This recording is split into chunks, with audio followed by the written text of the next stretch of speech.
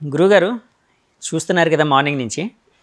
అంటే యాక్చువల్గా జగన్ గారు పదే పదే నేను గెలవబోతున్నాను, మళ్ళీ ముఖ్యమంత్రిని కాబోతున్నాను, విశాఖపట్నంలో అక్కడ నేను ప్రమాణ స్వీకారం చేయబోతున్నానని చెప్తూ వచ్చారు. అలాగే చంద్రబాబు నాయుడు గారు కూడా అంతే విశ్వాసంతో, కూటమి వాళ్ళు కూడా అంతే విశ్వాసంతో ముందుకైతే వెళ్ళారు, మేము కూడా గెలవబోతున్నామని చెప్పారు. ఇప్పుడు నాకు ఈ అంటే పరిణామాలు ఇప్పుడు వస్తున్న ఆ లీడింగ్ రిజల్ట్స్ అవన్నీ చూస్తూ ఉంటే 2019 రిపీట్ అవుతుందేమో అనిపిస్తూ ఉందండి. దానికి జ్యోతిష్యపరంగా కానీ లేకపోతే గ్రహబల పరంగా కానీ ఏమైనా కారణాలు ఏమైనా ఉన్నాయండి? శ్రీ మహాగణాధిపతయే నమః. ఐం మహాసరస్వత్యే నమః. శ్రీ లలితాంబికాదేవియే నమః. మీరు అడిగినటువంటి ఇది చాలా బాగుందండి. మామూలుగా జాతక ప్రకారముగా చూసినప్పుడు నేను చాలాసార్లు గతంలో విశ్లేషణ చేస్తున్నప్పుడు కూడా నేను చెప్పింది అదే. ఇప్పుడు అందరి గ్రహస్థితులు అనుకూలముగా ఉంటాయి. సీఎం కావాలి అని అనుకున్నప్పుడు అందరూ గెలిస్తే కానీ సీఎం కావడం కష్టం. తాను నిలబెట్టినటువంటి వాళ్ళందరి యొక్క గ్రహస్థితులు కూడా ఒకసారి చూసుకోవాలి.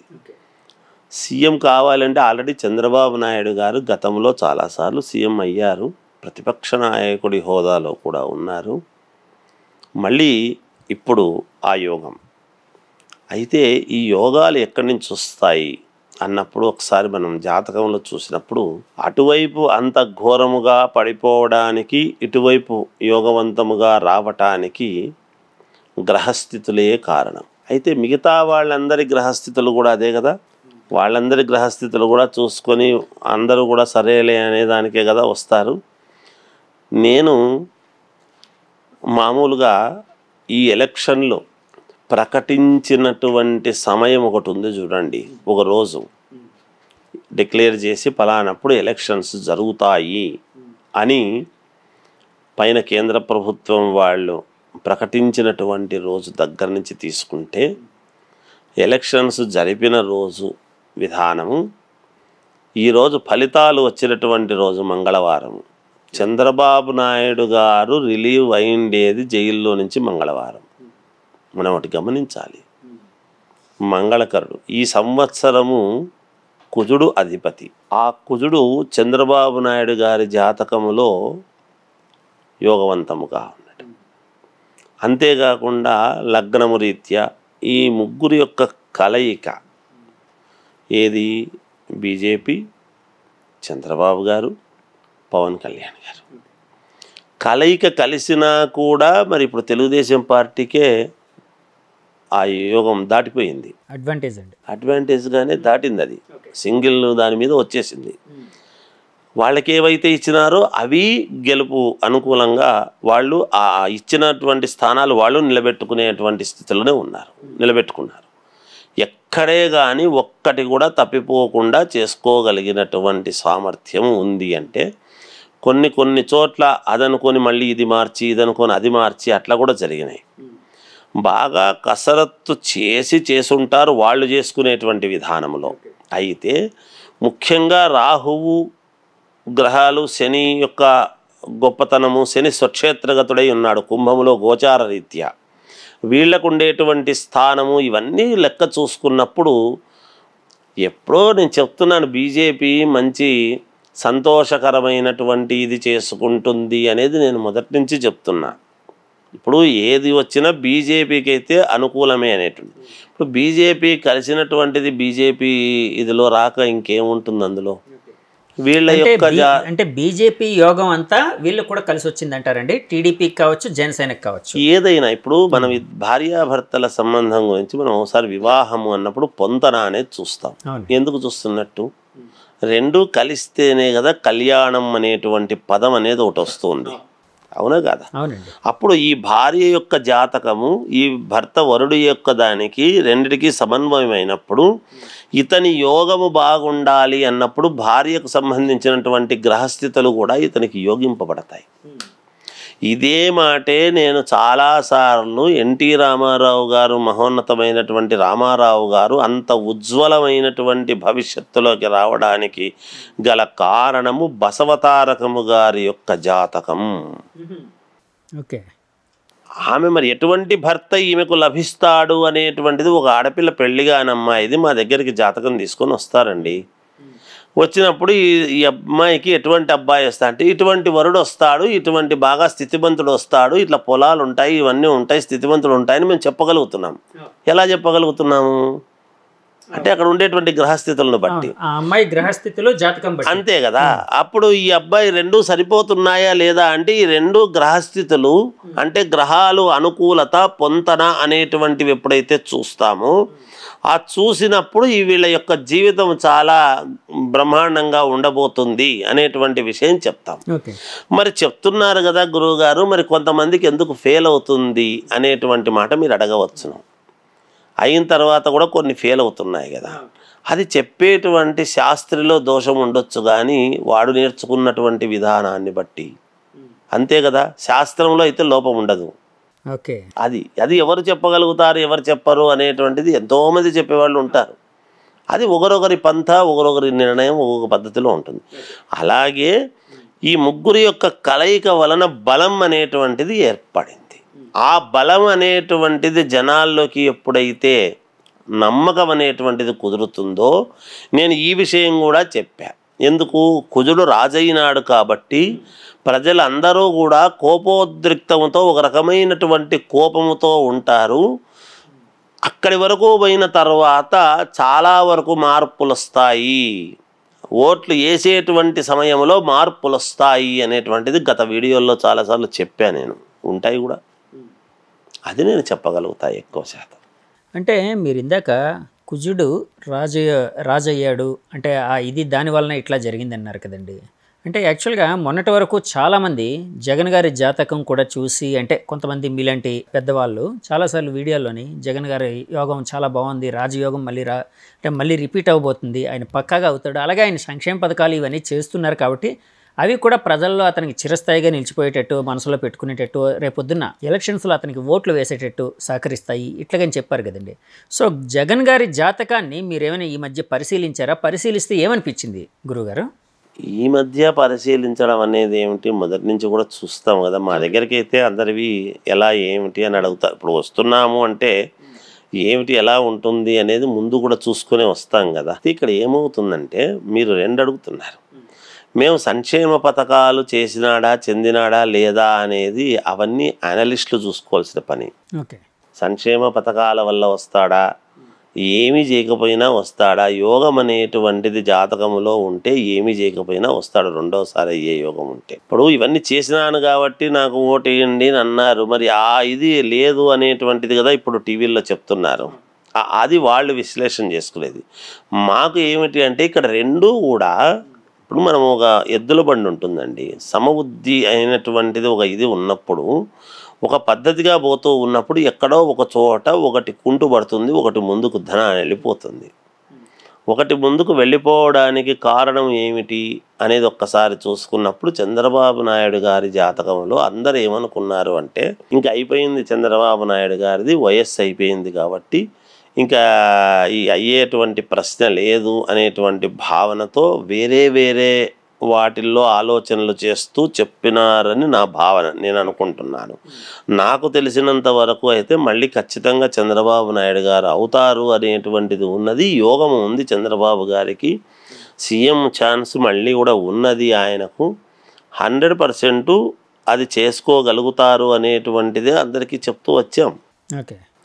ఘంటాపదముగా ఏమిటి అన్నప్పుడు ఇది అది అన్నప్పుడు, ఎప్పుడైతే పొత్తుల వ్యవహారంలోకి వచ్చిందో ఇది బీజేపీకి అత్యంత అనుకూలవంతముగా మారుతున్నాయి అనేటువంటిది నేను సుస్పష్టం చేస్తూ వస్తూనే ఉన్నాను. ఇప్పుడు ఏమైంది, బీజేపీకి అనుకూలమైందా లేదా? గురుగారు ఒక చిన్న డౌట్ అండి. యాక్చువల్గా మీరు అంటే ఏదైనా రాజకీయ నాయకులు లేకపోతే అధినేతల జాతకాలు మాత్రమే చూసి దాన్ని బట్టే చెప్తారా, లేకపోతే అధినేత పెట్టిన అభ్యర్థుల అందరి జాతకాలు కూడా గణించి దాన్ని బట్టి గెలుపు కోసం చెప్తారా? అంటే టోటల్గా ఓవరాల్గా చెప్పాల్సి వచ్చినప్పుడు, స్టేట్ కోసం చెప్పాల్సి వచ్చినప్పుడు. స్టేట్ కోసం చెప్పాల్సి వచ్చినప్పుడు ఇప్పుడు మామూలుగా పలానా చోట పలానా వాళ్ళు, పలానా చోట పలానా వాళ్ళు ప్రకటిస్తారు కదండి. సహజంగా ఈ టికెట్ల విషయము అది ఇది అన్నీ ప్రకటిస్తారు కదా. ప్రకటించినప్పుడు ఎవరెవరు ఏమిటి అనేటువంటిది చూసుకుంటాం. పేరు బలాల రీత్యా అందరివి జాతకాలు మా దగ్గర కూడా ఉండవు కదండి. అప్పుడు మెయిన్ది చూస్తాము. మెయిన్ అతనివి ఉన్నాయి అంటే నేను చూసుకున్నది ముఖ్యంగా ఏమి అంటే చంద్రబాబు నాయుడు గారి జాతకము, భువనేశ్వరమ్మ గారి జాతకం కూడా మనకు ఈసారి ఆమె జాతకంలో ఎలా ఉంది, ఆమె ఇప్పుడు భర్త సీఎం అయితే భార్యకు కూడా ఎంతో కొంత ఆమెకు యోగమే కదా, ఆ యోగాలు ఏమైనా మనకు మామూలుగా వింశోత్తరి దశల్లో కనపడుతున్నాయా లేదా అనేటువంటిది కూడా చూసుకోవాలి కదా.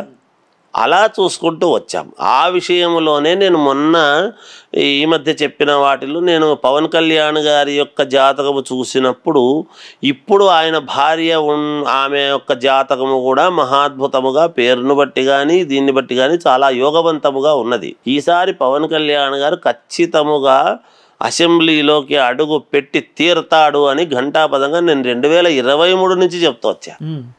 ఒకటే మాట చెప్పా, ఏ రెండో మాటలేదు దానికి.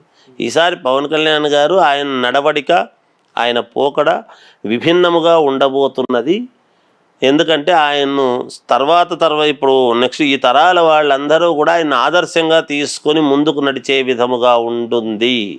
రాజకీయాలలో ఒక కొత్త ఒరవడి కూడా రాబోతున్నది అని కూడా చెప్పాను నేను. చూడండి, రేపు ఖచ్చితంగా చక్రము తిప్పుతాడు పవన్ కళ్యాణ్ గారు, మహాద్భుతమైనటువంటి చక్రము తిప్పుతాడు అని చెప్పి. గురుగారు, ఇప్పుడు జాతక పరంగా పవన్ కళ్యాణ్ గారు ఇప్పుడు ఎలాగ అసెంబ్లీలో అడుగు పెట్టబోతున్నారు, సో మీరు అన్నట్టు చక్రం తిప్పుతారు ఆయన అంటే ఆయనకి ఇంక ఎలాంటి పదవులు వచ్చే అవకాశం ఉందని ఆయన జాతక పరంగా చూసినప్పుడు మీరు గ్రహించిన విషయం ఒక్కటైతే నేను చెప్తానండి. ఇప్పుడు మ్యాక్సిమంగా మామూలుగా ఆలోచన చేస్తే ఏముంటుంది, సీఎం చంద్రబాబు గారు అయినప్పుడు డిప్యూటీ సీఎం పవన్ కళ్యాణ్ గారు అవుతారు అని అనుకుంటాం సహజంగా. నా భావన ఏముంటుంది అంటే almost all equals to CM అనేటువంటి స్థాయిలోనే ఉంటుంది పవన్ కళ్యాణ్ గారిది. ఆయన ఆ స్థాయి పరుడే, ఖచ్చితంగా అదే లెవెల్లోనే ఆయనకు ఉంటుంది యోగం అనేటువంటిది, అందులో సందేహం ఏమీ లేదు. మంచి అద్భుతమైన యోగం ఉంది ఆయనది.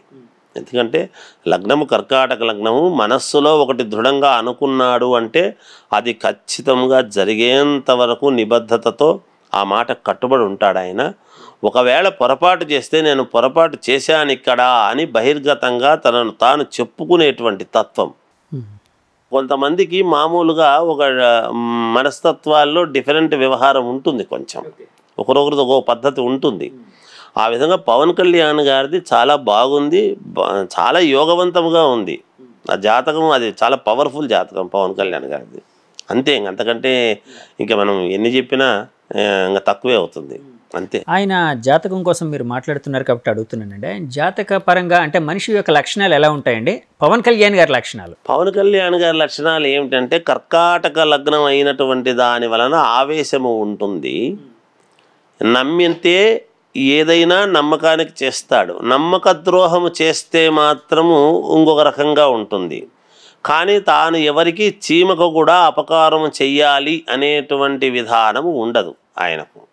తప్పు జరిగితే ఈ మాట నేను నలుగురిలో అనొచ్చో అనకూడదో అనేటువంటిది లేకుండా తొందరపాటుతనంతో తొందరగా నువ్వు తప్పు చేసినావని అనేస్తాడు. ఏదైనా జరిగితే వెంటనే చెప్పేస్తాడు, నిష్కల్మషంగా ఉంటారు. అంతే. ఎందుకంటే లగ్నం చంద్రుడు, కర్కాటక లగ్నాధిపతి అయినటువంటి చంద్రుడు అక్కడే ఉన్నాడు, గురువు అక్కడే ఉన్నాడు, యోగం కదా. అందుకనే ఆయనకు భక్తి, మనస్సు, మాతృకారకుడు కూడా, తల్లికి విపరీతమైనటువంటి ప్రేమ ఉంటుంది ఇతని మీద, ఇతనికి తల్లి మీద విపరీతమైనటువంటి ప్రేమ ఉంటుంది. కానీ మనస్సుకు సున్నితమైనటువంటి మనస్సు ఉంటుంది, కఠినమైనటువంటిది ఉంటుంది, రెండూ ఉంటాయి. కొన్ని సందర్భాల్లో చాలా కఠినంగా ప్రవర్తిస్తాడు, కొన్ని సందర్భాల్లో ఒక మాట అంటే తీసుకుని అరే నేను అనవసరంగా పడినానే అనేటువంటి లోపల సున్నితంగా బాధపడతాడు. కానీ బయటికి ప్రజల కోసము కదా నేను నిలబడతాను, మాట ఇస్తే మాట తప్పడు, అది ఎంతదన్నా కానీ, అది సర్వం సహా పోతే మానలే మాట తప్పడు అనేటువంటి మాట, అది అతను పెట్టుకున్నటువంటి విధానం, దానికి కట్టుబడి ఉంటాడు కూడా. అది నేను జాతక ప్రకారంగా చెప్పగలిగేది. అలాగే చంద్రబాబు గారి జాతక పరంగా ఆయన లక్షణాలు అవన్నీ ఎలా ఉంటాయండి?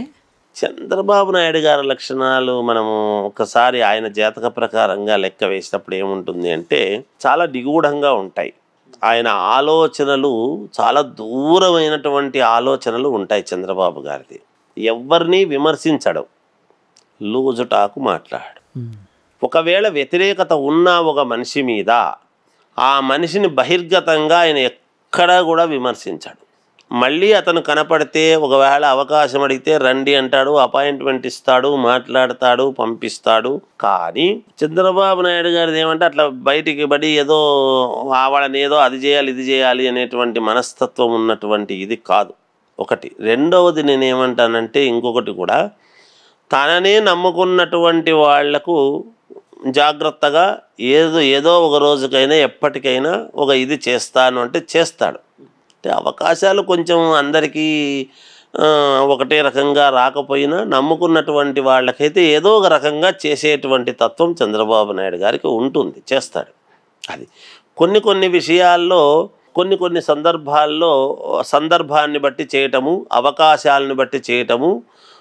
నాకు తెలిసినంత వరకు ఏమి అంటే గతంలో పరిపాలించినటువంటి పరిపాలనలో కావచ్చు, ఇంకో చోట కావచ్చు, ఆయన అన్ని సామాజిక వర్గాలకు న్యాయం చెయ్యాలి, కేవలం మన సామాజిక వర్గానికే చేసుకుంటే నలుగురిలో ఇబ్బంది పడతాము అనేటువంటిది బాగా ఎక్కువగా ఆలోచన చేసేటువంటి తత్వం. దాంట్లో కూడా ప్రపంచమంతా కూడా ప్రజలు ఏది హర్షిస్తారో అది చూసి చేద్దాము అనేటువంటి ఆలోచన ఉంటుంది. అలాంటి మనస్తత్వం చంద్రబాబు నాయుడు గారిది.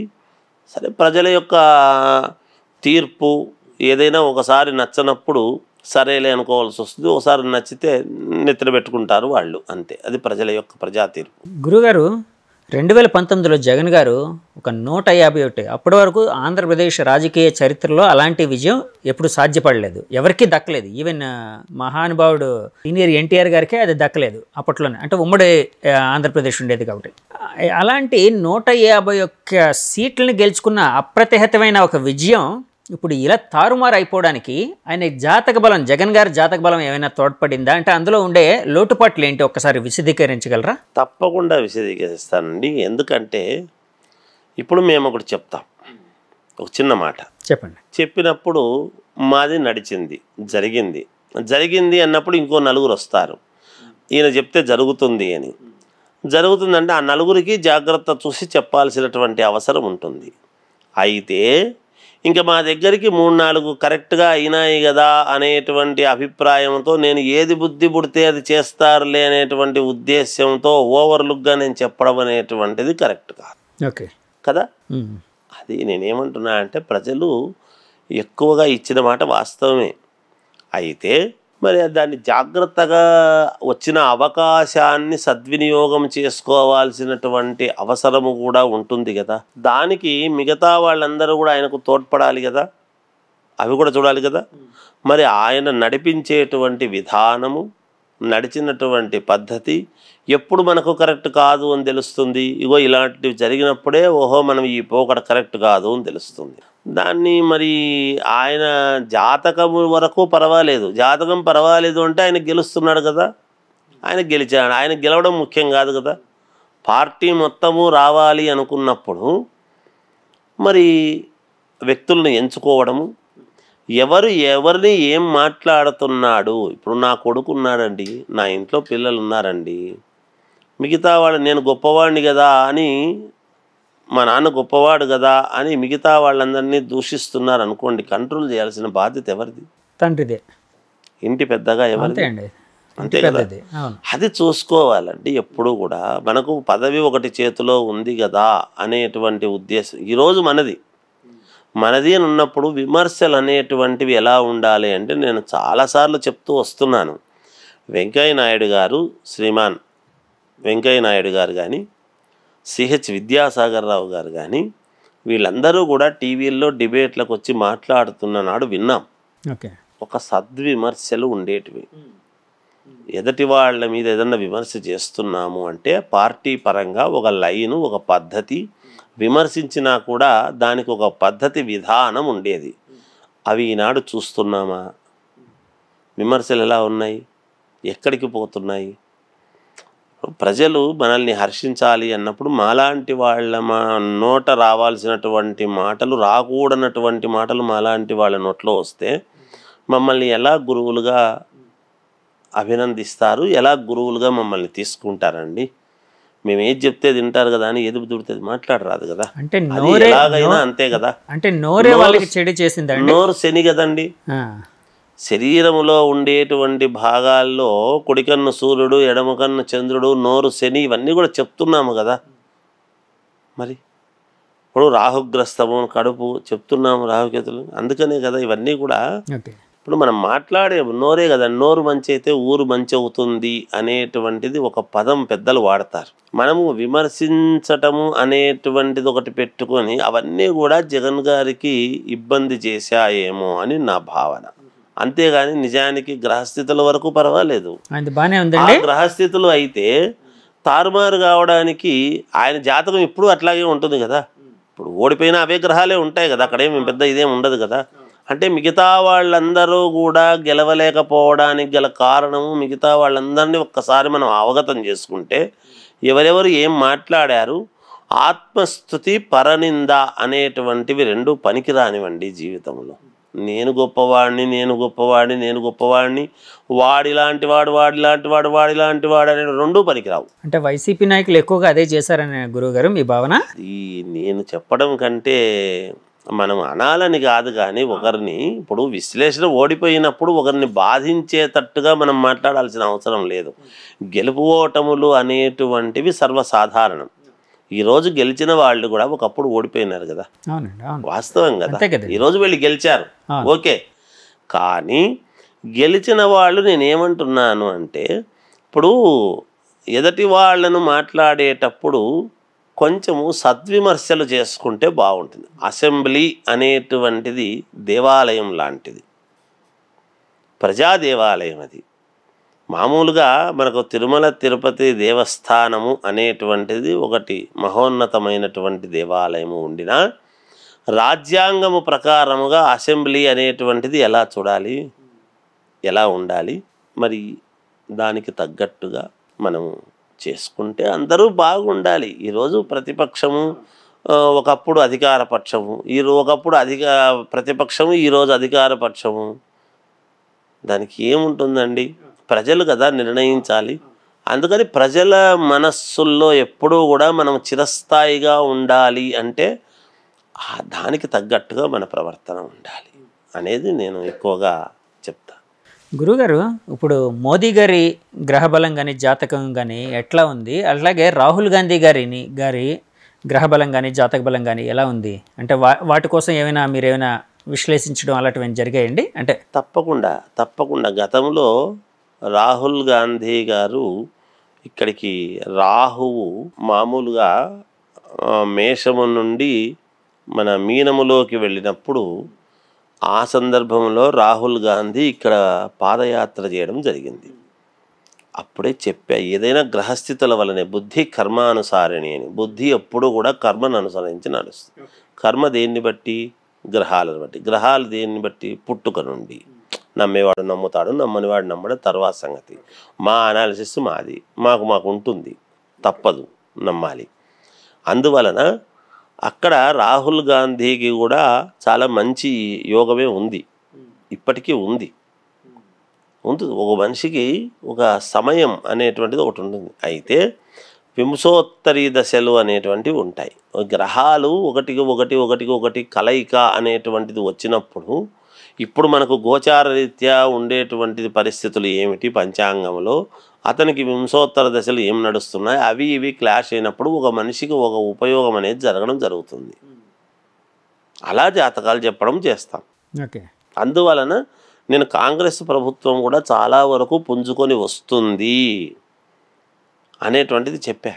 ఆ విధంగానే పుంజుకుంది కదండి. ఎందుకంటే ఎన్డీఏ కూటమి ఇప్పుడు మ్యాజిక్ ఫిగర్ దాటినా కూడా ఇండియా కూటమి కూడా కొంచెం ఇది దాటింది అనేటువంటిది సంతోషమే. అయినా అది కూడా చాలా వరకు దగ్గరకు వస్తుంది అనేటువంటిది అయితే గమనించాలి కదా ఇండియా కూటమి. అవునండి.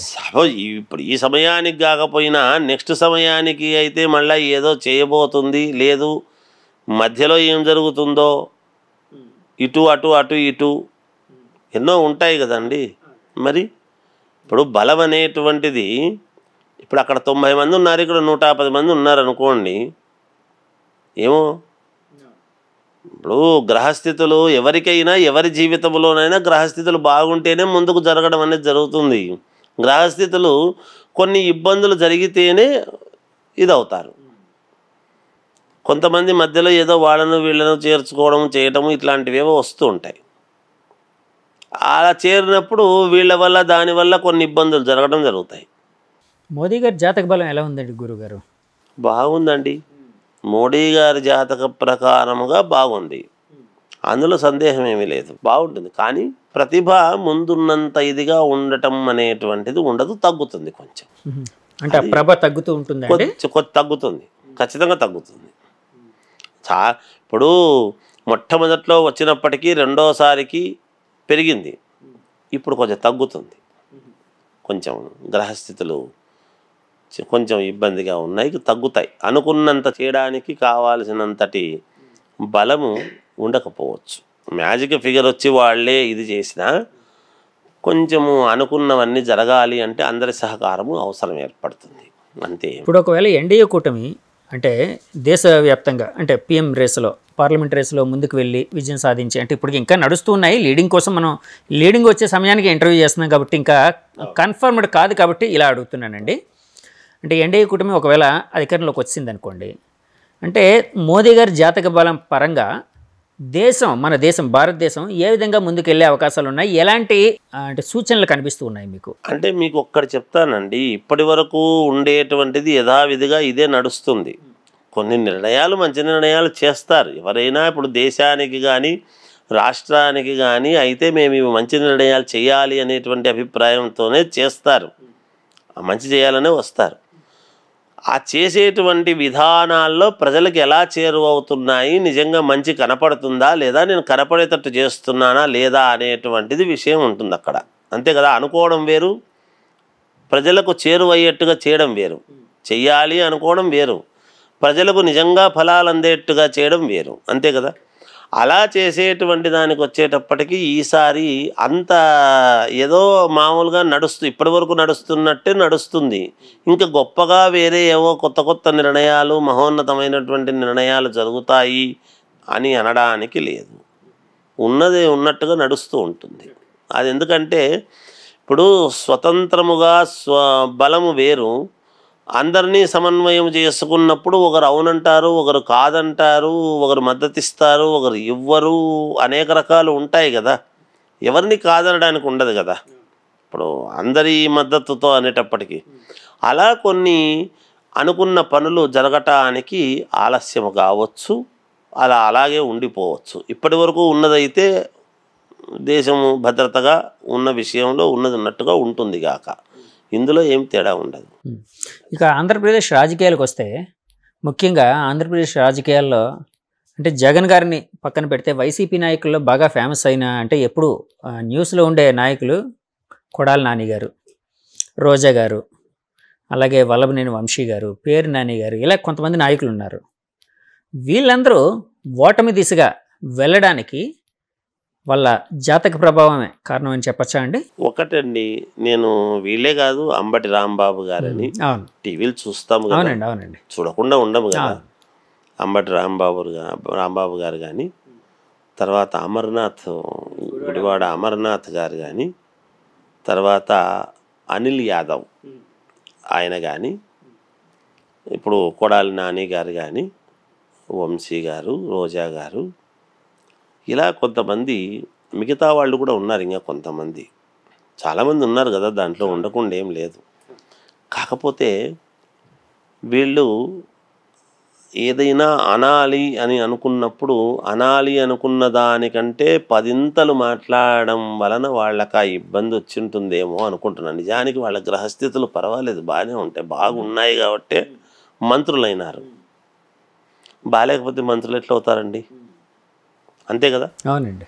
అంటే ఏదో పొరపాటున కిరీటం పెట్టామా అని అనుకునేలోపు వాళ్ళ కిరీటాన్ని వాళ్లే వదిలేసుకునేటువంటి పరిస్థితి కొంతమందికి ఉంటుంది. ఓకే, ఇది స్వయంకృత అపరాధం, వీళ్ళందరివి స్వయంకృత అపరాధాలే. మిగతా వాళ్ళు మరి మాట్లాడని వాళ్ళు కూడా ఇదైనారు కదండి, బయటకు వచ్చి మాట్లాడని వాళ్ళు ఇదైనారు కదా అని కూడా అనుకోవచ్చు. అంటే ఏమవుతుందంటే దీని వలన ఇలా చేస్తూ ఉన్నప్పుడు, ఇప్పుడు ఒక దీంట్లో ఒక 10 మంది, మనకు మామూలుగా ఒక సామెత చెప్తుంటాం మేము చిన్నప్పుడు, 10 మంది మంచివాళ్ళు ఉన్నప్పుడు ఒకడు చెడ్డవాడు ఉన్నాడు అనుకో, ఆ చెడ్డవాడు ఈ 10 మందిని చెడగొడతాడని కదా దూరంగా కూర్చోమంట. మిగతా వాళ్ళందరినీ కూడా నిజానికి జగన్ గారిని ఓటమి దిశగా తీసుకుపోయినటువంటి ఘనత కూడా వీళ్ళకే దక్కుతుంది. ఎవరికండి? ఈ నాయకులకి? ఈ నాయకులకే ఉంటుంది కదా. ఖచ్చితంగా వీళ్ళ వల్లనే ఆయన నిజంగా కూడా ఇప్పుడు దేవుడు పల్లకి మోసేటువంటి వాళ్ళు ఎలా తీసుకెళ్తే అలా పోతాడు. అవును, దేవుడైనా బోయలు ఎలా దేవుడైనా పల్లకి మోసేవాడు ఎలా మోసుకెళ్తే ఏ వీధిలో మోసుకెళ్తే ఆ వీధిలోకి పోతాడు. అంటే నేను ఎక్కడికి పోతే బాగుంటుంది, ఏ దిశగా తీసుకెళ్తే జనాలు ఉండే చోటుకి తీసుకుపోవాలన్నా అడవుల్లోకి తీసుకుపోవాలన్నా అని ఈ మోసుకుపోయేవాళ్ళు. వీళ్ళందరినీ నమ్ముకునే కదండి జగన్ గారు ఉంటారు. అవునండి, అవునా కదా? అవును గురువు గారు. మరి ఇప్పుడు ఆయన మెప్పు ఏదో మేము పొందాలి అని, ఇంకేదో చెయ్యాలి అని అనవసరమైన మాటలు కదండి. ఎదటివాడి మనస్సును ఇప్పుడు మేము ఉన్నాము, ఎవరి మనస్సు నొప్పించకుండా ఉన్నది ఉన్నట్టు చెప్పాల్సిన బాధ్యత మాది. ఇంకొకరిని నొప్పించే అధికారం మనకి ఎక్కడదండి? అవును కదా. మరి వీళ్ళందరూ కలిసి ఒక ఉన్నతమైనటువంటి స్థితిగా ముందుకు తీసుకెళ్ళగలిగినటువంటి ఇది ఉంటే కదా ఆయన గెలుస్తాడు. ఇప్పుడు ఆయన గెలిచి వీళ్ళందరూ ఓడిపోయే లాభం ఏముందండి? ఆయన గెలిచినా ఏముంటుంది, ఇంట్లో కూర్చోవడమేగా.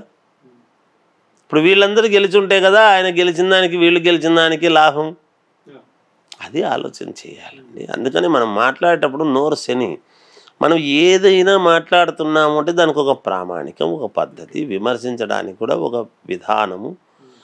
జనాల్లో అందరు చదువుకున్న వాళ్ళే కదండి. ఎవరు ఇప్పుడు ఈ పామరులు ఈనాడు ఎవరు లేరు. కానీ వింటున్నప్పుడు ఒక భాష, దేవాలయంలో మంత్రాలు వినపడితే పరమ సంతోషం. అలాగే దేవాలయం లాంటి ఒక స్థానంలో మాటలు ఎలాంటివి వాడాలి ఏమిటి అనేటువంటిది చాలా అవసరం అండి సమాజంలో వినేవాళ్లకు. మాలాంటి వాళ్ళం ఏం చెప్తాము, ఇప్పుడు జాగ్రత్తగా మాట్లాడండి అయ్యా, బాగుండండి. ఇప్పుడు మేము రాశిఫలాలు చెప్తున్నప్పుడు కూడా మేము చాలా చోట్ల చెప్తుంటాను, నేను నిన్న కూడా చెప్పాను, మీరు ఈ మధ్య మాట్లాడేటప్పుడు జాగ్రత్తగా మాట్లాడండి. ఆ మాట్లాడేటప్పుడు వ్యతిరేక భావన ఎదుటి వాళ్లకు అనిపించింది అంటే మీరు నష్టపోయే ప్రమాదం ఉంది అని చెప్తుంటాం. వీళ్ళకైనా అదే కదా చెప్తాం జాతకాలు చూసినప్పుడు. ఇప్పుడు వాళ్ళ యోగము బాగుంది కదా, నిన్నటి వరకు బాగుండే కదా మంత్రులుగా చేసినారు, అదే గ్రహస్థితులే కదా ఉన్నాయి. మరి ఆ గ్రహస్థితుల్లో ఈనాడు ఉన్నట్టుండి తేడా వచ్చింది అంటే వాడుకునే విధానాన్ని అండి. స్వయంకృతాపరాధం అండి గురువుగారు. 100% స్వయంకృతాపరాధం, 100% స్వయంకృత. ఇప్పుడు నేను ఉన్నానండి, నేను కాదు, మీకు ఒక చిన్న ఉదాహరణ చెప్తా. ఒక ప్యాంటు షర్టు టై కట్టుకొని ఉండేటువంటి బ్రాహ్మడు ఉన్నాడు, ఒక చోట నిలబడినాడు. ఇంకో చోట పంచె కట్టుకొని మడిగట్టుకున్నటువంటి బ్రాహ్మడు ఉన్నాడు. మీరు ఏం చేస్తారు చెప్పండి? ఎవరైనా పంచె కట్టుకొని మడిగట్టుకున్నటువంటి బ్రాహ్మడికి ఇలా నమస్కారం పెడతాడు, ప్యాంట్ వేసుకున్న ఆయనకి ఇలా దండం పెడతారు. తేడా లేదా? అంతే, ఇంకంతేనండి. మనకు ఒక ఇది ఉన్నప్పుడు సో ఆచారం మనము ప్రవర్తించేటువంటి తేడా, మనము ప్రవర్తించేటువంటి తీరు అనేటువంటిది ఉండాలి. అది కొంచెం వాళ్ళు స్వయంకృతాపరాధంగా చేసుకున్నారు. ఉండొచ్చు వ్యతిరేక భావన. ఇప్పుడు మీకు వ్యతిరేకం ఉంది అంటే నేనేమంటున్నానంటే, ఇప్పుడు ఈ పార్టీలో నుంచి ఆ పార్టీకి పోయిన వాళ్ళు ఉన్నారు, ఆ పార్టీలో నుంచి ఈ పార్టీకి పోయిన వాళ్ళు ఉన్నారు. పార్టీ మారినంత మాత్రాన అవతలి వాళ్ళని తిట్టాల్సిన అవసరం ఏముందండి? నీకు నచ్చలేదు, నీకేదో వసతి లేదు, నువ్వు వచ్చేసినావు, అయిపోయింది. అంటే పార్టీ మారినంత మాత్రాన లేని సచ్ఛీలత అయితే వచ్చేది కదండి. అంతే కదండి, లేని క్రెడిబిలిటీ రాదు కదా. క్రెడిబిలిటీ అంటే వ్యక్తిగతంగా ఉండేదే. ఇప్పుడు అదే మనం పెంచుకోవాలి. అది ఎవరికి వాళ్ళ వ్యక్తిత్వాన్ని హననము. ఇప్పుడు వ్యక్తిత్వ హననము చేసుకున్నారా ఏదో చెప్తారు కదా, మీరే రాజకీయాల్లో హత్యలు ఉండవు, ఇంతకంటే వేరే ఏముంటుందండి. అంటే జగన్ గారు, అంటే మీరు ఇప్పుడు ఈ మాట అన్నారు కాబట్టి అడుగుతున్నాను గురువుగారు. యాక్చువల్గా ఈ మాట చాలామంది పెద్దలు అనలిస్టులు చెప్తూ ఉంటారు, రాజకీయాలు అనేవి ఉండవు అంత అని. అంటే అదే పరిస్థితి జగన్ గారికి ఎదురైంది అంటారు. అంటే ఇప్పుడు ఈ ఓటమి అనేది చూస్తూ ఉంటే అంటే ఎవరైనా అంతే కదండి. ఇప్పుడు తన కింద తప్పు చేసేటువంటి వాళ్ళను వారించకుండా మనము ఊరికే ఉంటే దాని అర్థం ఏమిటి? అప్పుడు ఎవరిని ఎవరు ఇది ఈరోజు ఏం జరిగింది?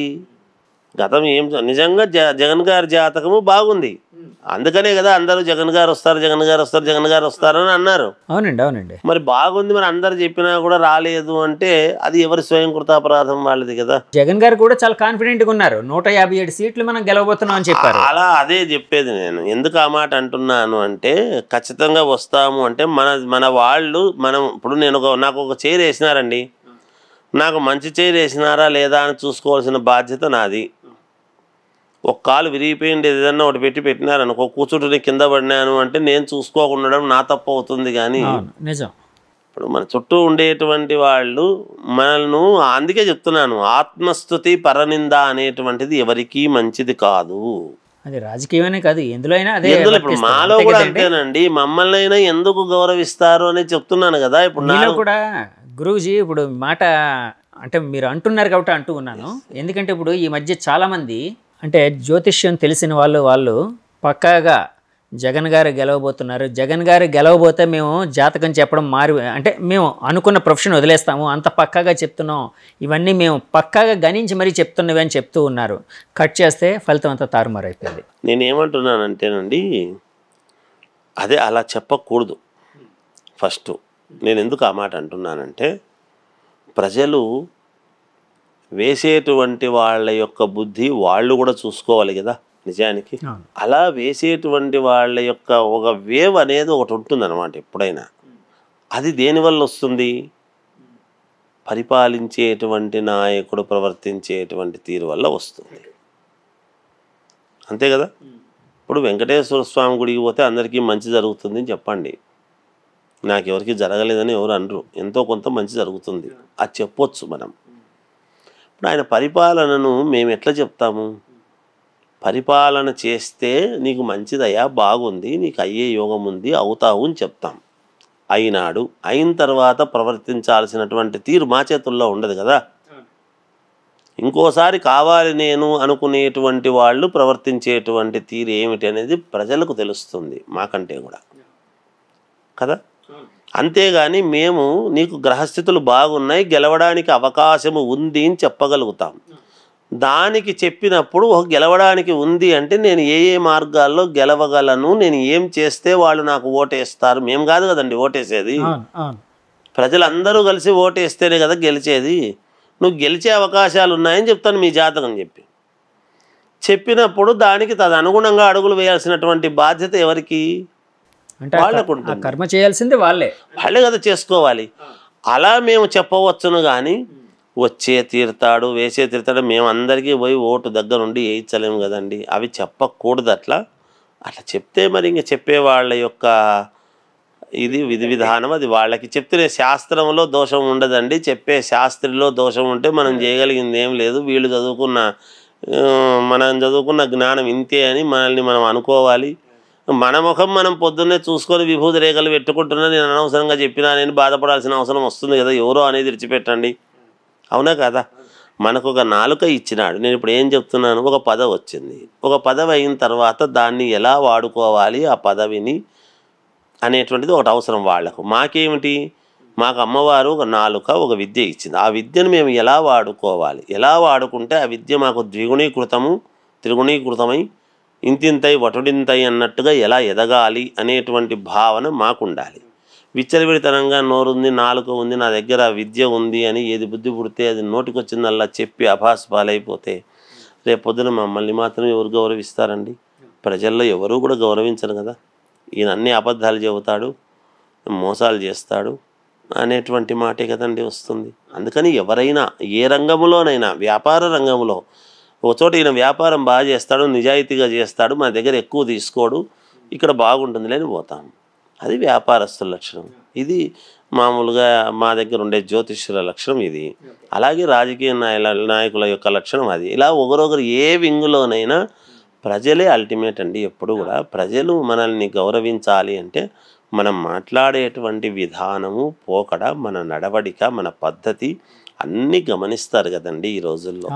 మరి మనం వెంటనే వెంటనే అనరు, కానీ సమయం వచ్చినప్పుడు వాళ్ళ యొక్క ప్రతిభ చూపిస్తారు. తెలుగుదేశం పార్టీ అనగానే చంద్రబాబు నాయుడు గారు సుప్రీము, ఆయన తర్వాత స్థానం అనగానే వెంటనే లోకేష్ గారు గుర్తొస్తారు. లోకేష్ గారి జాతకాన్ని ఏమైనా పరిశీలించిన దాఖలాలు ఏమైనా ఉన్నాయండి? చేశారండి అదేమైనా? ఆయన జాతక బలం ఎలా ఉంది, గ్రహ బలం ఎలా ఉంది, ఇప్పుడు ఆయన అంటే అధికారంలోకి వాళ్ళు వస్తున్నారు కాబట్టి సో ఎలాగా అతని భవిష్యత్తు ఉండే అవకాశం ఉంది అని మీరు భావిస్తున్నారు? బాగుందండి, లోకేష్ గారిది కూడా బాగుంది, అందులో సందేహం ఏమీ లేదు. చాలా యోగవంతముగా ఉంది. ఇప్పుడు గతంలో ప్రవర్తించినటువంటి అంటే తప్పుగా ప్రవర్తించినాడేమో గతంలో అని కాదు నేను అంటున్నమాట. ఒక మనిషి మెచ్యూర్ కావడానికి కొంత టైం పడుతుంది. ఆయన కాలేదా అని కాదు, గతముకు ఇప్పటికీ చాలా కొత్త వరవడితో పరిణతి చెందినటువంటి నాయకుడిని చూస్తారు ఆయన ఖచ్చితంగా. అందరినీ కలుపుకుపోయేటువంటి విధానముగా ఆయన పోకడ ఉండబోతుంది అనేటువంటిది నాకు. ఆయనకు బహుశా నా అనాలిసిస్ ప్రకారముగా ఆయనకు పదవి ఉంటుంది అని నేను అనుకోను. ఈసారి పదవి తీసుకుంటాడు అని నేను అనుకోను. పదవి లేకుండా కార్యకర్తగానే ఆయన ముందుకు ఉండి అన్ని పనులు జాగ్రత్తగా సమర్థవంతంగా నిర్వహిస్తాడేమో అని నా భావన. ఎందుకంటే ఆయన గ్రహస్థితి ప్రకారముగా పదవీ యోగము పదవి అనేటువంటిది ఉండినా తీసుకుంటాడు అని నేను అనుకోవడం లేదు. ఆయన పదవీ త్యాగం అనేటువంటిది చేసి కేవలం కార్యకర్తగా ఉండి నాయకుడుగానే ఉంటూ జాగ్రత్తగా అందరినీ సమన్వయం చేసుకుంటూ గతంలో ఎవరైతే విమర్శించినారో ఆ విమర్శలకు తగ్గట్టుగా ఆయన మళ్ళా ప్రశంసించే విధముగా ఆయన యొక్క నడవడిక ఉండబోతుంది అనేది అయితే నేను చెప్పగలుగుతాను. ఎందుకంటే ఆ గ్రహస్థితులు అలా ఉన్నాయి. గురుగారు, మీరు లోకేష్ గారి జాతకం చూశారు, అలాగే పవన్ కళ్యాణ్ గారి జాతకం చూశారు. అంటే ఇద్దరు యంగ్స్టర్స్, అంటే సమకాలీన రాజకీయాల్లోని ఆయన, పవన్ కళ్యాణ్ గారు, జగన్ గారు వీళ్ళందరూ యంగ్స్టర్స్ కింద వస్తారు. అంటే సమవయస్కులు ధైర్య అంటే మరీ ఎక్కువ వయసు తేడా లేకుండా. సో ఇప్పుడు యాక్చువల్ కూటమి ప్రభుత్వం ఏర్పడితే పవన్ కళ్యాణ్ గారు ఎంత కీలకంగా ఉంటారో లోకేష్ గారు కూడా అంతే కీలకంగా ఉంటారు. వీళ్ళిద్దరి మధ్య సమన్వయం జాతక పరంగా అడుగుతున్నానండి. వీళ్ళ జాతక బలం చూస్తే వీళ్ళిద్దరి మధ్య సమన్వయం ఎలా ఉండబోతుంది, ఎలా ముందుకు వెళ్ళబోతున్నారని మీరు భావిస్తున్నారు? మోడీ గారు, అమిత్ షా గారు ఉన్నారు కదా, అలా ఉండబోతుందని చెప్తా. అలా ఉంటుందని చెప్తా. ఇద్దరు సమన్వయంతోనే ముందుకు వెళతారు. ఇక్కడ నీవెక్కువ, నేను తక్కువ, నేను ఎక్కువ, నువ్వెక్కువ అనేది కాదు. కానీ పవన్ కళ్యాణ్ గారిని అనుసరించి జాగ్రత్తగా ఈయనను అనుసరించి ఆయన, ఇద్దరు వాళ్ళ యొక్క ఇదితో ఉండేట్టుగానే ఉంటుందని నా భావన. ఎందుకంటే ఆ లక్షణాలు ఎందుకు అన్నమాట అంటున్నానంటే గ్రహస్థితులు, అదే అదే అదే వాళ్ళ జాతకాల్లో ఉన్నటువంటి గ్రహస్థితులు. ఒకటి నేను నమ్మేది ఏముంటుందంటే ఇప్పుడు ఇంతవరకు మీరు జాతకాలు చెప్పిన వాళ్ళని మిగతా వాళ్ళను నేను ఎవరిని ఇంకొకరిని అనడానికి నేను మాట్లాడను. కానీ నా అనాలిసిస్ ఎట్లుంటుందంటే నా చూడడం అనేటువంటిది, లోకేష్ గారి జాతకం చూసినప్పుడు లోకేష్ గారి భార్య బ్రాహ్మణి గారి జాతకం కూడా ఎలా ఉంటుంది అని చూడాల్సిన అవసరం ఉంటుంది నాకు. నేను ఇందాకే చెప్పా. అలాగే పవన్ కళ్యాణ్ గారిది చూసినప్పుడు ఆయన భార్యది ఏమిటి అని చూడాలి. భువనేశ్వరి గారిది కూడా చూశాను కాబట్టి నాకు అన్ని తెలుసు కాబట్టి నేను చెప్తున్నా ఎలా ఉంటాయి, వాళ్ళ వల్ల వీళ్ళకేమిటి, వీళ్ళ వల్ల వాళ్ళకేమిటి అనేటువంటిది ఉంటుంది కొంచెం. దాన్ని బట్టి అవన్నీ కూడా సమన్వయం చేసుకొని చెప్తుంటాం ఎప్పుడు కూడా. అందుకని వీళ్ళిద్దరిది మీరు అడిగినారు కాబట్టి నేనేదో ఉపోద్ఘాతము వ్యాఖ్యానము ఎక్కువ చేయను. కానీ వాళ్ళిద్దరిది ఎలా ఉండబోతుంది అంటే మోడీ గారు, అమిత్ షా గారు ఉన్నారు కదా, అలాగే ఉంటుంది.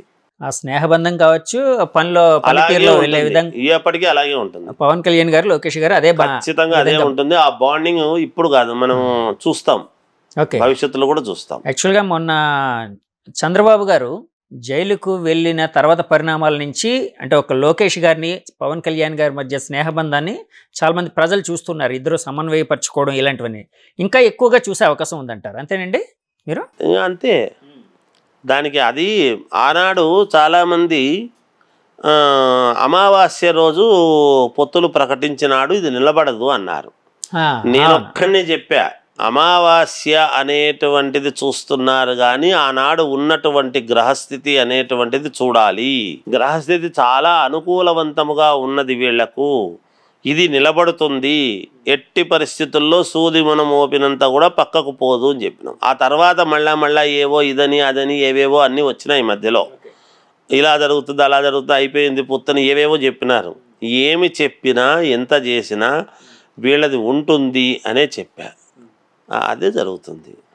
ఇప్పుడు కూడా చెప్తున్నాను కదా, ఉన్న వాస్తవం ఏదో చెప్తాను నేను. నాకేమి రాసి పెట్టుకోండి, ఏదో బల్లగుద్ది ఇవన్నీ చెప్పాను నేను. అవన్నీ చెప్పేటప్పుడు జరిగేది ఉన్నప్పుడు అంత బల్లగుద్ది రాసిపెట్టి ఇవన్నీ అనవసరం కదండి. ఈ మాటే కదా. ఏ మాట అయితే మనము ప్రామాణికంగా మాట్లాడుతున్నామో మాట విలువ కదా. అవన్నీ చెప్తున్నామంటే ఏవో ఎక్స్ట్రాలు మాట్లాడుతున్నామని దాని అర్థం. అవన్నీ అక్కర్లే, మీకు తెలుస్తుంది కదా భవిష్యత్తులో. ఖచ్చితంగా వాళ్ళ బాండింగ్ బాగుంటుంది, సమన్వయంతోనే ముందుకు వెళతారు గాక. గురుగారు, ఈ మధ్య నేషనల్ జర్నలిస్టులు కొంతమంది, నేషనల్లో చాలా ఫేమస్ జర్నలిస్టులు కొంతమంది ఒక మాట అన్నారు. యాక్చువల్గా కూటమి పెర్ఫార్మెన్స్ ముందుకు వెళ్ళడానికి, అంటే వాళ్ళు అంటే ఇది ఎలక్షన్ రిజల్ట్స్కి ముందు అన్నమాట కాబట్టి, అంటే వాళ్ళు సాధించే అవకాశం, విజయం సాధించే అవకాశం కూటమికి ఉంది. చంద్రబాబు నాయుడు గారు జైలు ఉదంతం ఏదైతే ఉందో అదే ఒక మెయిన్ ఫ్యాక్టర్ కాబోతుంది, ఈ కీలకంగా మారబోతుంది ఎలక్షన్స్లో, వాళ్ళకి పాజిటివ్గా మారబోతుందని. అంటే ఆ మాటని మీలాంటి జ్యోతిష్య విద్వానులు ఉన్నారు కాబట్టి అడుగుతున్నానండి, పండితులు ఉన్నారు కాబట్టి. అంటే చంద్రబాబు నాయుడు గారు జైలుకి వెళ్ళడం అనేది, అంటే ఆ గ్రహబలం ఏదైతే ఉందో తర్వాత ఆయనకి ప్లస్ అయ్యి ప్రజల్లో ఒక సానుభూతిని, సెంటిమెంట్ని రగిల్చి ఆయనకి విజయావకాశాలు తీసుకొని వచ్చే అవకాశాలు ఉన్నాయని భావించచ్చా అండి జాతకపరంగా? జాతకపరంగా ఆయనకు సీఎం అయ్యే యోగం ఉంది అని మొదట్లోనే చెప్పాం. ఇవన్నీ కూడా ఏమవుతుందంటే మధ్య మార్గముగా ఉండేటువంటి వాళ్లకు ఎన్ని మాట్లాడినా చంద్రబాబు నాయుడు ఒక పద్ధతిగా, ఒక సిస్టమేటిక్గా చేసుకుంటూ వెళ్ళేటువంటి వ్యక్తి మామూలుగా. సరే, ఇది లోపల ఏదో వాళ్ళ ఇది ఏదో చూసుకొని ఆ లోపలికి జైల్లోకి ఏదో పంపించడము, చేయటము, అన్ని రోజులు ఉంచటము అనేటువంటివి అన్నీ కూడా సింపతి కూడా ఒకసారి, ఎందుకంటే పెద్ద ఆయన కదండి, అన్నేళ్ల ఇది కదండి. ఆయన లోపలేసినారు అనేటువంటిది ఒక విషయం అయితే, కక్ష సాధింపు అనేటువంటిది బయట మామూలుగా వినపడుతూ ఉంటుంది.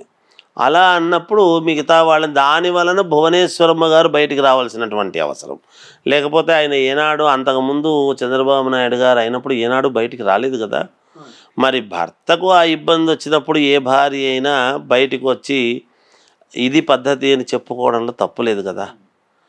అదొక కారణం. ఇవన్నీ కూడా ఏమవుతాయి అంటే, నేను ఇందాక చెప్పాను కదా, ఎవరి స్వయంకృతాపరాధం వాళ్ళది. గ్రహస్థితులు బాగున్నది, ఇప్పుడు భోజనము పెట్టారండి, ఇక్కడ భోజనం బాగా దొరుకుతుంది మనకు అనేది తెలుసు, అక్కడ వంట వండుతారని తెలుసు. అంత దూరం ఎందుకు? ఇప్పుడు తిరుమల తిరుపతి దేవస్థానంలో ఉచిత ఇది ఉన్నదన్నమాట, అన్నదానము అనేది ఉంటుంది, మనం పోయి తినవచ్చును. తీరా తినే సమయానికి మనము చేతులారా చెడగొట్టుకునేటువంటి దానికి ఏం చేయగలుగుతాం? అంతే కదా. అందువలన అలా జరుగుతూ వచ్చినవే ఇవన్నీ పరిణామాలన్నీ కూడా. ఒకందుకు చంద్రబాబుని, అదే కదా గ్రహాలు ఏమిటి అంటే, వ్యతిరేకమైనటువంటి గ్రహాలు కూడా అనుకూలించడానికి. ఇప్పుడు మనము పూర్వం ఒకటి ఆలోచన చేస్తే ఏమిటి అంటే, ఒరే ఏదో బాగుండేటువంటి దానికి అనవసరంగా ఇక్కడ ఏదో రాహు ఆ రాజ్యంలోకి అడుగు పెట్టినట్టున్నాడు, అస్తవ్యస్తమైంది అని అంటున్నాం. అలాంటి రాహువు ప్రభావము వీళ్ళ జాతకాల్లో ఉండేది ఎక్కువగా. చంద్రబాబు నాయుడు గారి జాతకంలో అదే రాహువు అక్కడ ఇబ్బంది పెట్టాడు. జగన్మోహన్ రెడ్డి గారు ఇదైనారు, ఆయనకు కూడా రాహు ప్రభావం ఉంది, ఈయనకు రాహు ప్రభావమే ఉంది.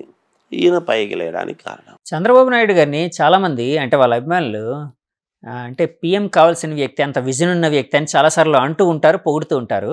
చంద్రబాబు గారి జాతకంలో అలాంటిది ఏమైనా ఉందా అండి, పిఎం అయ్యే అవకాశం?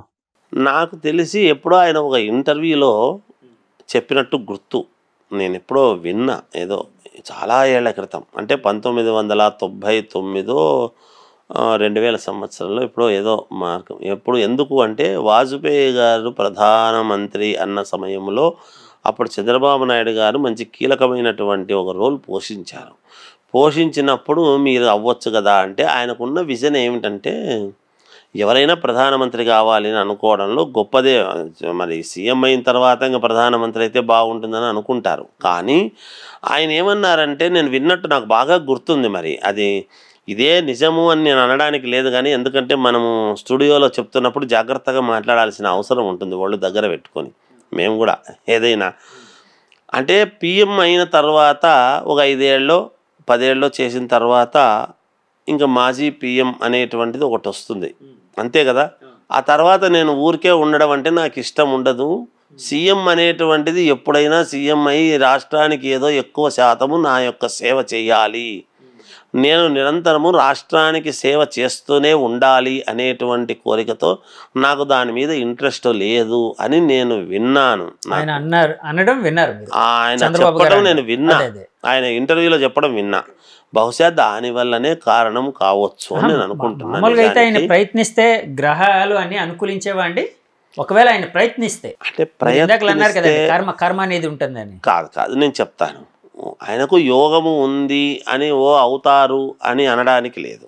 ఎందుకంటే ఆ యోగము అప్పుడు ఉన్నింది, ఇప్పుడు మళ్ళీ అంత లేదు. ఉన్నది ఉన్నట్టు చెప్తాను, ఎందుకంటే సభాముఖంగా చెప్పాలి. ఇప్పుడు మళ్ళీ ఆయన ఏదైనా అందరితోనూ సత్సంబంధాలు ఉంటాయి. ఆయనకు అన్ని పార్టీల్లో ఒక్క వైఎస్ఆర్సీపీలో ఉండేటువంటి వాళ్ళతో తప్ప మిగతా అన్ని పార్టీల్లో ఉండే వాళ్ళతోనూ ఆయనకు సత్సంబంధాలు ఉంటాయి.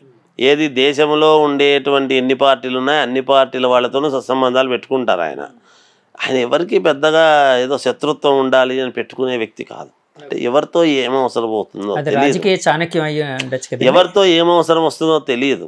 అంత విరోధం పెట్టుకోవాల్సినంత అవసరం ఏముంటుంది అనేటువంటి ఆలోచన దృక్పథంతో ఉంటారు ఆయన. అందువలన ఆయనకు అన్నీ తెలుసు కాబట్టి ఏది అవసరమైనా ఏదన్నా వేరే రాష్ట్రాల వాళ్ళ సమస్య వచ్చిందంటే కూడా ఈయన సమన్వయం చేసి చెప్పగలడు. ఆ స్థాయి పెట్టుకున్నారు ఆయన. కాబట్టి మనం ఈయన ఇప్పుడు అయ్యేటువంటి ఇదైతే లేదు నిజానికి. మళ్ళీ చంద్రబాబు గారు ఏదో ప్రధానమంత్రి అవుతారు అని చెప్పడానికైతే లేదు. గురుగారు, ఇప్పుడు ఇద్దరు యువ నాయకుల్లోనే అంటే లోకేష్ గారు, పవన్ కళ్యాణ్ గారు, వీళ్ళిద్దరిలో ఎవరికి ఫ్యూచర్లో సీఎం అయ్యే యోగం ఉందని మీరు భావిస్తున్నారు? అంటే గ్రహబల పరంగా. అంటే నేను ఏమంటానంటే అండి, పవన్ కళ్యాణ్ గారికి సీఎం అయ్యే యోగం ఉందండి. పవన్ కళ్యాణ్ గారికి ఉంది.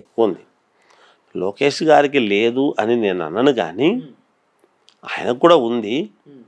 అంటే వెంటనే అంటే కొంచెం పవన్ కళ్యాణ్ గారికి ఎక్కువగా ఛాన్సెస్ ఉన్నాయి. ఆయన గ్రహస్థితులు చాలా బాగున్నాయి. అంటే లోకేష్ గారి కంటే ముందరగా పవన్ కళ్యాణ్ గారికి ఆ యోగం ఉందండి. ఆ సందర్భాన్ని బట్టి ఇప్పుడు ఇంకా చంద్రబాబు అవుతున్నారు కాబట్టి మనం ఇవి అనడానికి లేదు. ఇద్దరికీ యోగం ఉంది, ఇద్దరికీ అయ్యే యోగం ఉన్నది. కాకపోతే కొంచెం ముందు పవన్ కళ్యాణ్ గారికి అయ్యే యోగము అనేటువంటిది ఉన్నది. ఎందుకంటే ఆ ఎక్స్పెక్టేషన్స్ కావచ్చు, ఆ పద్ధతి కావచ్చు, విధానం కావచ్చు ఉంటాయి. గురుగారు, చివరిగా అంటే కూటమి నాయకుల గ్రహబల పరంగా వాళ్ళకు కూడా చాలా పాజిటివ్గా రిజల్ట్స్ వచ్చింది అని అన్నారు కదండి మీరు. సో ఆ గ్రహబలం అటు మోదీ గారు కావచ్చు, అంటే బీజేపీ పెద్దగా, తర్వాత ఇక్కడ టీడీపీ పెద్దగా చంద్రబాబు గారు కావచ్చు, జనసేన పెద్దగా పవన్ కళ్యాణ్ గారు కావచ్చు, వీళ్ళ గ్రహబలం అంతా బాగుంది. సో ఈ ముగ్గురి కలయికలో ఆంధ్రప్రదేశ్ ఎలాంటి గ్రహబలంతో ముందుకు వెళ్ళే అవకాశం ఉందని మీరు భావిస్తున్నారు? ఖచ్చితంగా చంద్రబాబు నాయుడు గారి ఆలోచన ప్రకారమే ముందుకు పోతాయి, అందులో సందేహం ఏం లేదు. మోడీ గారు కూడా ఇప్పుడు సహకరిస్తారు. ఇంతకు ముందు సహకరించినారా లేదా అనేటువంటిది మనం పక్కకు పెడితే ఇప్పుడు ఖచ్చితంగా సహకరిస్తారు. ఎందుకంటే పవన్ కళ్యాణ్ గారి యొక్క బాధ్యత కూడా ఉంది కదా రాష్ట్రం మీద. కాబట్టి అనుకూలవంతంగా చంద్రబాబు నాయుడు గారి ఆలోచనలు ఎప్పుడు కూడా ఆయన విజన్ అనుకూలంగానే దానికి చేయాల్సినటువంటివి చేస్తారు. ఖచ్చితంగా ఒక ఉన్నతమైనటువంటి దశగా ముందుకు తీసుకెళ్తారు. ఈసారి చాలా పగడ్బందీగా మొదట రాజధాని లేని రాష్ట్రము అనాథలాగా ఉండిపోయింది అనేటువంటిది కాకుండా ముందు రాజధాని నిర్మించడం అనేటువంటిది పొద్దున్నే చేసేటువంటి పని, దానికి సంబంధించినటువంటి పనులు మొదలు పెడతారని నేను అనుకుంటున్నా, నాకున్న ఆలోచన. అలాగే ఇప్పుడు అన్నీ ఉన్నాయి కదా, కొంచెం జరగాల్సినవన్నీ ఒకటోటి మొదలు పెడతారు. ఉద్యోగ కల్పన అలాంటిది కూడా జరిగే అవకాశం ఉందా గురుగారు? ఎందుకంటే వైసీపీ ఓడిపోవడానికి అంటే చాలాసార్లు నేను చాలామంది జనంతో వాళ్ళతో మమేకమై అడిగినప్పుడు వాళ్ళు బయట తీసుకునేటప్పుడు డెవలప్మెంట్ లేకుండా ఉండిపోతుంది ఆంధ్రప్రదేశ్లో, ఉద్యోగ కల్పన లేకుండా ఉంది, ఇక్కడ చదువుకున్న వ్యక్తులకి సరైన ఫ్యాక్టరీలు లేవు, లేకపోతే ఇండస్ట్రీస్ లేవు, ఉద్యోగం దొరకట్లేదు అని ఒక రకమైన అసంతృప్తి అనేది చాలా ఎక్కువ కనిపించిందండి. సో అలాంటివి ఇప్పుడు గ్రహబల పరంగా మీరు ఆంధ్రప్రదేశ్ మంచిగా ముందుకు వెళ్ళబోతుంది అంటున్నారు కదండి, ఉద్యోగ కల్పన ఇలాంటివన్నీ బాగా జరిగే అవకాశం ఉందని భావించచ్చా అండి?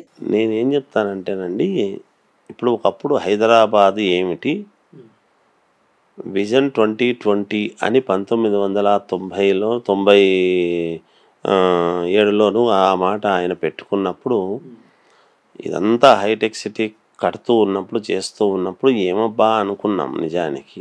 ఇవాళ ఈ హైటెక్ సిటీ ఇదంతా కూడా మొత్తం అంతా కూడా చూస్తే ఏ ఫారిన్లోనో ఉన్నట్టుగా ఉంటుంది. మనం అవునండి, వాస్తవమే ఎన్ని నిజం. మాట్లాడినా.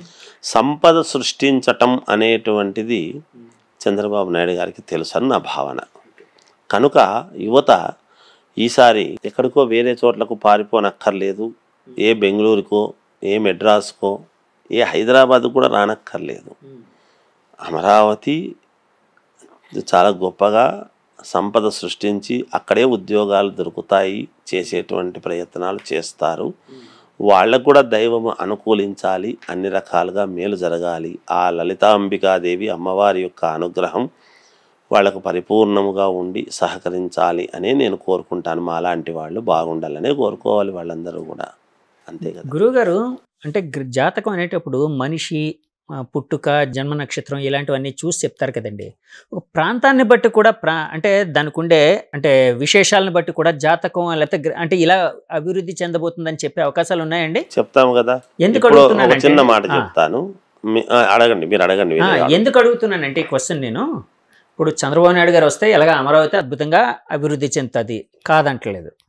విశాఖపట్నం పరిస్థితి ఏంటి? ఎందుకంటే విశాఖపట్నం అనేది యాక్చువల్గా వైసీపీ వాళ్ళు ఈసారి జగన్ గారు ముఖ్యమంత్రి అయితే విశాఖపట్నాన్ని రాజధానిగా చేసి చాలా గొప్పగా అభివృద్ధి పదంలో ముందుకు తీసుకుని వెళ్తానన్నారు కదండి. చంద్రబాబు గారు సీఎం అయితే విశాఖపట్నం ఏ విధంగా అభివృద్ధి చెందే అవకాశం ఉందని మీరు అంటే అక్కడుండే విశేషం బట్టి భావిస్తూ ఉన్నారు? మేము చెప్పడం కంటే కూడా ఒకటి అంటే మాకు తెలిసినంత వరకు పేర్లను బట్టి అంటే దేనికి ప్రాధాన్యత, దేనికి సెకండరీ ఇది ఎట్లా అంటే నాకున్న దీని ప్రకారంగా ఆ పేర్లను బట్టి చూసినప్పుడు మనకు విశాఖపట్నం అనేటువంటిది ఆర్థిక రాజధాని అవుతుంది.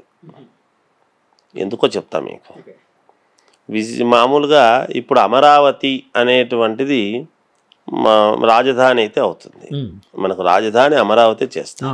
విశాఖపట్నం అనేటువంటిది 2 సార్లు పెదవులు కలుస్తాయి. మనకు భారతదేశానికి కూడా మనకు బొంబాయి రాజధాని. బొంబాయి అనేటువంటిది కూడా ముంబై అన్న, బొంబాయి అన్న, బాంబే అన్న 2 సార్లు పెదవులు కలుస్తాయి. బకార శబ్దం ఆర్థిక రాజధాని. మీరు పైకి చూడండి, ముంబై అంటున్నాం లేదా బొంబాయి అంటున్నాం, బాంబే అంటున్నాం 2 సార్లు. అలాగే విశాఖపట్నం, వైజాగ్ అంటే మనం అన్నాం, అందుకే విశాఖపట్నం అనేటువంటిది 2 సార్లు. అందుకు విశాఖపట్నము ఖచ్చితముగా, ఎందుకంటే సముద్రము ఉండటం చేయటము, కొంచెం వనరులు మామూలు ఎక్స్పోర్టు ఇంపోర్ట్ ఏదో ఉంటాయని మామూలుగా కూడా విశాఖపట్నానికి మంచి యోగం ఉంది. ఆర్థిక రాజధానిగా ఉంటుంది. ఇప్పుడు కూడా డబ్బు సృష్టి అనేటువంటిది మంచి మంచి ఇవి అన్నీ కూడా తయారు చేసి చాలా సర్వాంగ సుందరంగా తయారవుతాయి. విశాఖపట్నం కూడా చాలా మంచి యోగవంతమైంది విశాఖపట్నం. ఈ రాజధాని అంటే అమరావతి ఉంటుంది, అమరావతి చేస్తారు. అలా 2 కూడా సమన్వయంగా గొప్పగా తయారవుతాయని నా భావన. ఇప్పుడు ఏది తక్కువగా చేయరు వాళ్ళు కూడా. ఇప్పుడు రాయలసీమను ఏదో చెయ్యాలి అని అనుకొని గొప్పగా చెయ్యాలనే కదా ఏదో చెందుతామని అన్నారు. ఏవో రోడ్లన్నీ విస్తరణ చేసి ఈసారి అన్నీ కూడా యుద్ధ ప్రాతిపదికన జరుగుతాయి. అన్ని ప్రాంతాలు డెవలప్ అవుతాయండి, ఏం పర్వాలేదు, చేస్తారు, బాగానే ఉంటుంది, బాగుండాలనే కోరుకుందాం. అంటే 2029 అంటే 24 అయిపోయింది కాబట్టి 29లో మళ్ళీ ఎలక్షన్ నడుస్తుంది కదా. జగన్ గారు అప్పుడు మళ్ళీ పుంజుకునే అవకాశం ఉందని అంటే ఆయన గ్రహబల పరంగా ఏమైనా భావించే అవకాశం ఉండొచ్చు? చూద్దామండి, ఇంకా ఇప్పుడే కదా ఇది అయింది, అంటే కాదు, ఇంకా సమయం ఉంది కదా. ఇప్పుడు వీళ్ళ పరిపాలన ఎలా ఉంటుందో చూసి కదా వాళ్ళని అనాల్సింది. అంటే విజయం సాధించడానికి గ్రహబలమే కాదు, వాళ్ళ చర్యలు కర్మ కూడా అంటే ఉండాలి అన్నది. అంతే కదా, అంతే కదండి, అంతే కదా. ఇప్పుడు భగవంతుడు గర్భగుడి, దేవాలయము మహోన్నతమైనటువంటిది. సరిగ్గా చేసే పూజారి లేకపోతే ఏం చేస్తామండి? దేవుడైనా ఏం చేస్తాడు? అభిషేకము, రుద్రనమకాలు రుద్రనమకము చెమకము చెప్పి అన్ని పద్ధతిగా చెప్పి చేసేటువంటి వాడు లేకపోతే దేవుడైనా ఏం చేస్తాడు? దేవుడు ఉన్నాడు, మరి ప్రతిభ ఉంది. ఆ ప్రతిభను ఎలా వాడుకోవాలి అనుకునేటువంటి వాడుకునేవాడి యొక్క చాకచక్యం కదా. ఆ దేవాలయంలో నిరంతరము చేస్తున్నాడు. అక్కడికి పోతే పూజారి బాగా పలకరిస్తాడు, మన కోసం బాగా అర్చన చేస్తాడు, మన కోసం బాగా చేస్తాడు అనేటువంటి భావన వస్తే ప్రబుద్ధి రావడం జరుగుతుంది, దేవాలయము డెవలప్ అవుతుంది. అంతే కదండి. నేను ఒక ఇదిగా నేను చెప్పాల్సినటువంటి ఉపమానాలు చెప్తాను. అనవసరమైనటువంటివి పనికిరాని ఉపమానాలు నా నోటి నుంచి వస్తే అది బాగుండదు కదా. అందుకని ఇప్పుడు వాళ్ళు చేస్తున్నారు కదా, వీళ్ళు చేసేటువంటి ఇది కూడా ప్రజలు చూస్తారు కదా, మరి అది కూడా ఉండాలి కదా. మరి అందుకని 29 మళ్ళీ సంగతి ఇంకా ఇవాళ అయిపోతున్నాయి, ఇంకా ఎలక్షన్స్ ఇవాళ మన ఇవన్నీ కూడా సీట్లన్నీ కూడా ఇదవుతున్నాయి కనుక బాగుంటుంది, ఏం పర్వాలేదు. వీళ్ళు బాగా చేస్తారు, 5 ఏళ్ళు ముందు వీళ్ళు బాగా చేస్తారనేది ఆశిద్దాం. మళ్ళీ సంగతి అప్పుడు మళ్ళీ ఓ సంవత్సరం ముందో 6 నెలల ముందో మొదలవుతాయి కదా. మనమే కూర్చుంటాం, మనమే చేస్తాం, ఏం పర్వాలేదు, చూద్దాం. ఈ ఫలితాలు ఇలా ఉండబోతున్నాయని మీరు ముందే ఊహించారండి? నాకైతే ఉందండి.